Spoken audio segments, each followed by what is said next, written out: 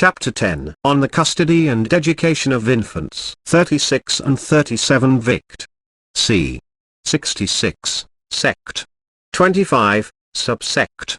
10. In all questions relating to the custody and education of infants the rules of equity shall prevail. This would seem to include questions of access, as ancillary to custody, but not rights over an infant's estate, except so far as they are necessarily involved in questions respecting custody or education. The divorce court may make such orders as it deems just respecting the custody and education of children, under 16, whose parents' marriage is the subject of a suit there, and for placing them under the protection of Chancery. But as this statutory jurisdiction does not affect the principles or jurisdiction of Chancery, we need not pursue it any further. A. Custody. I. Father. 1. Legitimate infant. Rule in equity. The father, though resident abroad, and though the infant be born, or is resident, abroad, or is of tender years, has a primary right by his guardianship by nature and nurture to the custody, which has been secured to him by a penal act till 16 in females,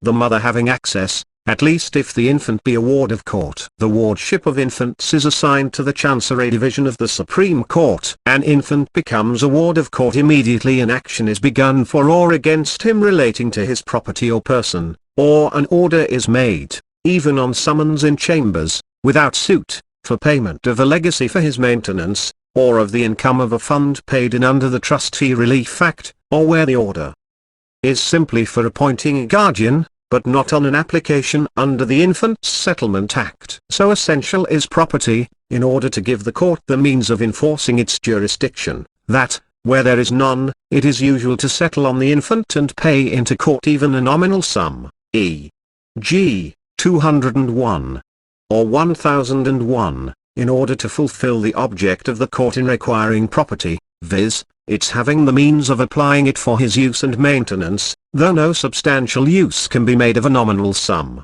And, as Mr. Forsyth has well observed, where the only object of the application to court is to remove him from illegal or improper custody, property or no property seems immaterial. This right of a father is not waivable by him, being a duty as well as a privilege, even on his adultery or cruelty to his wife, and agreements having that object in view will not be specifically performed, though if a deed had been actually executed, the Chancery Division would enforce any of its stipulations which are in accordance with law. Exceptions to rule. The reasons for the court's interference having been in most cases more than one. Much more weight is given to the wishes of female infants as to custody, if of years of discretion, which depends, at least at law, on age not mind, and is 14 in boys and 16 in girls, than of males, and they have been examined upon them, even without any fault in the father. 2. Where the father, without in the least demoralizing the infant by his teaching or example, treats him with such violence, harshness, or cruelty as shows him utterly unfit to have the conduct or management of children. 3. Where the father, being unable to maintain the infant, has separated from his wife, and deserted the infant, or endangered his property, or disappointed his expectations, if solid ones, but insolvency alone will not disentitle him. 4. Where the father, being of a perverted mind in respect of religious or moral views or habits, is inculcating such habits or views on his children, so as to be most grievously detrimental to them in after life as members of society. If the father has waived his right by accepting a pecuniary benefit, not a mere offer, for himself, or for the infant, from a stranger, who has prescribed the custody, such custody having been adopted by the father. The father in this case, however,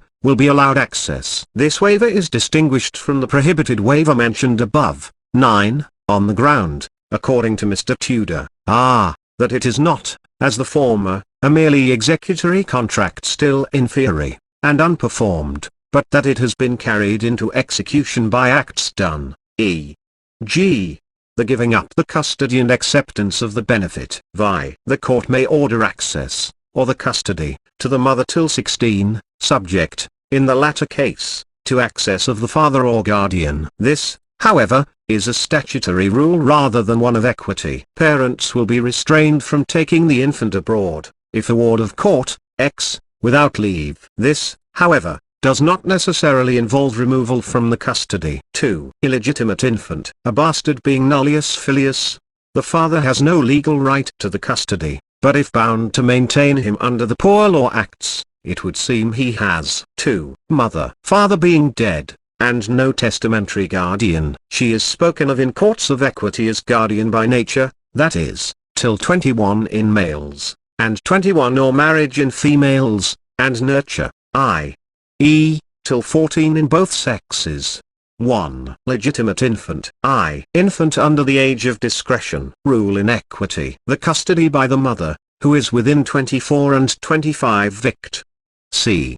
100, is never departed from. It is paramount to education in any particular denomination of the Christian religion, and does not necessarily cease on her remarriage. Exceptions to rule: a. Her immorality, or unnatural treatment of infant. b. Her contempt of, or disobedience to, court. c. Where the parents' religions are different, which does not necessarily preclude her right to custody. Application has been ordered by the court to be made respecting it, on the infant attaining 7. 2. Infant of the age of discretion. Rule in equity. The same weight is given to the wishes of the infant, as in the case of the father. 2. Illegitimate infant. Mother has no right to the custody, either at law or in equity, but will be allowed access. 3. Testamentary guardian and guardian appointed by the court. The court controls the latter less reluctantly. It, though called testamentary, father may appoint him by deed, without a witness. Direction in the will that wife shall have the education may amount to a devise of guardianship. Role in equity. He is entitled to the custody as against the mother, she having access, though the court will, under special circumstances, leave the infant with her, giving the guardian access. The legal custody, however, would in such a case still be that of the guardian. Exceptions to rule: 1. If the guardian be insolvent or bankrupt. 2. If he behave improperly. 3. If father has recommended, and the guardian has allowed, someone else to have it, in which case he will have a general supervision only. G. As to change of residence, governors, and c. may not remove them abroad, if wards of court, without leave of the court. A testamentary guardian's right to the custody ends, with females, on marriage under 21, with males on 21, unless father otherwise direct. The infant, at least if a female, may choose her custody, as between several testamentary guardians, or, on their ill treatment, generally. No other guardian can be appointed during parents' or testamentary guardian's office, but the court may appoint another person to act as guardian where the removal from the natural or statutory guardianship, tested as above, is expedient. b. Or education. School board may compel parents to send to school. Father. 1. Legitimate infant. Rule in equity. The father has the first right to educate, and prescribe the education, general or religious, of the infant. The court pays a sacred regard to the religion of the father. The court infers the father's wish to be that the infant shall be educated in his own religion unless he direct otherwise. The greater happiness, and possibly the better pecuniary provision for the infant involved in his being educated in a religion different from the father will not, per se, weigh with the court. The religious faith is not to be matter of barter in the court. Exceptions to rule: where there is lackage or waiver by him, or by the testamentary guardians, of his right. In determining this waiver, an antenuptial agreement, though it does not bind him, will weigh with the court. 2. Where a stranger, by pecuniary benefits given to the father or infant, and accepted by the father, has purchased the right of prescribing the education. 3. Where impressions have been made on,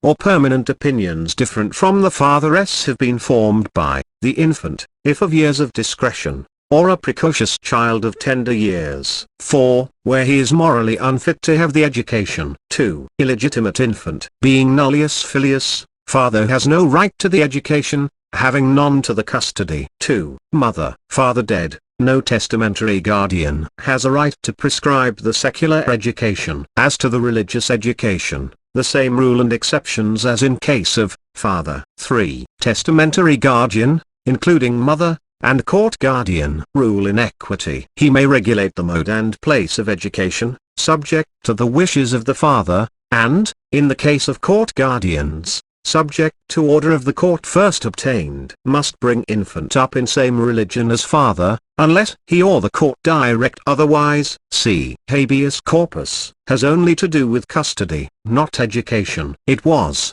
before the Judicature Acts, issuable as of course, unless infant was a ward of court, in which case it would be refused, by anyone on allegation that the infant was detained in illegal custody, and must be peremptorily complied with, the justification of the detainer, if any, coming out on the bringing up of the body, or return. The court will not only set free from improper, but, if infant be too young to choose, deliver to proper custody. The jurisdiction of the Court of Chancery upon habeas corpus in infancy, transferred by the Judicature Acts to the Supreme Court, was part of the common law jurisdiction of the Great Seal, and exactly the same as that of the common law judges. Therefore there is in such case no conflict or variance generally between law and equity within subsect 11, and no rules of equity to prevail within this subsection. But the Court of Equity would, before the late Acts, restrain on proper occasions a father or other person from suing out a habeas corpus,